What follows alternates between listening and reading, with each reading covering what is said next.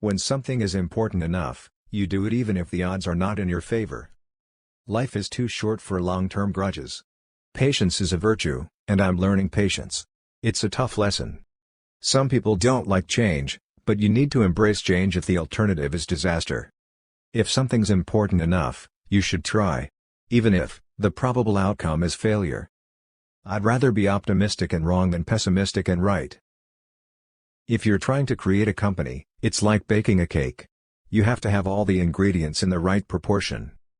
If you get up in the morning and think the future is going to be better, it is a bright day. Otherwise, it's not. I think it's very important to have a feedback loop, where you're constantly thinking about what you've done and how you could be doing it better. I think that's the single best piece of advice. Constantly think about how you could be doing things better and questioning yourself. I would like to die on Mars. Just not on impact. People work better when they know what the goal is and why. It is important that people look forward to coming to work in the morning and enjoy working. I think it matters whether someone has a good heart. People should pursue what they're passionate about. That will make them happier than pretty much anything else. It's okay to have your eggs in one basket as long as you control what happens to that basket. I think you should always bear in mind that entropy is not on your side. Great companies are built on great products. I always invest my own money in the companies that I create. I don't believe in the whole thing of just using other people's money. I don't think that's right. I'm not going to ask other people to invest in something if I am not prepared to do so myself. I think there should be regulations on social media to the degree that it negatively affects the public good. If you go back a few hundred years, what we take for granted today would seem like magic, being able to talk to people over long distances, to transmit images, flying, accessing vast amounts of data like an oracle. These are all things that would have been considered magic a few hundred years ago. I think that's the single best piece of advice. Constantly think about how you could be doing things better and questioning yourself. We're running the most dangerous experiment in history right now, which is to see how much carbon dioxide the atmosphere can handle before there is an environmental catastrophe. Rockets are cool. There's no getting around that. Any product that needs a manual to work is broken. I will never be happy without having someone. Going to sleep alone kills me. It's very important to like the people you work with. Otherwise, your job is going to be quite miserable. Brand is just a perception, and perception will match reality over time.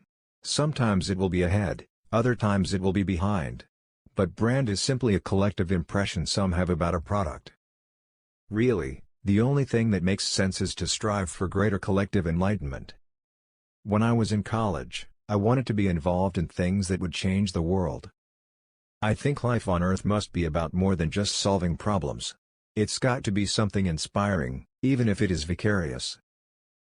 Starting a business is not for everyone. Starting a business, I'd say, number one is have a high pain threshold. There have to be reasons that you get up in the morning and you want to live. Why do you want to live?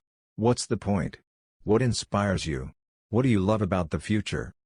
If the future does not include being out there among the stars and being a multi-planet species, I find that incredibly depressing.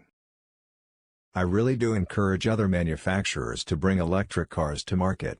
It's a good thing, and they need to bring it to market and keep iterating and improving and make better and better electric cars. And that's what's going to result in humanity achieving a sustainable transport future. I wish it was growing faster than it is. I don't create companies for the sake of creating companies, but to get things done. The value of beauty and inspiration is very much underrated, no question. But I want to be clear, I'm not trying to be anyone's savior. I'm just trying to think about the future and not be sad. If you're entering anything where there's an existing marketplace, against large, entrenched competitors, then your product or service needs to be much better than theirs. It can't be a little bit better, because then you put yourself in the shoes of the consumer. You're always going to buy the trusted brand unless there's a big difference.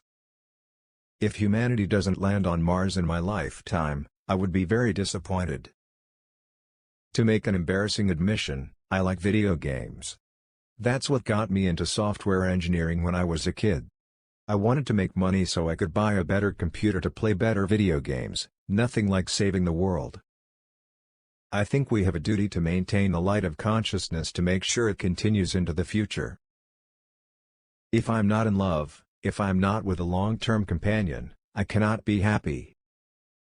The problem is that in a lot of big companies, process becomes a substitute for thinking. You're encouraged to behave like a little gear in a complex machine. Frankly, it allows you to keep people who aren't that smart, who aren't that creative. We're already cyborgs.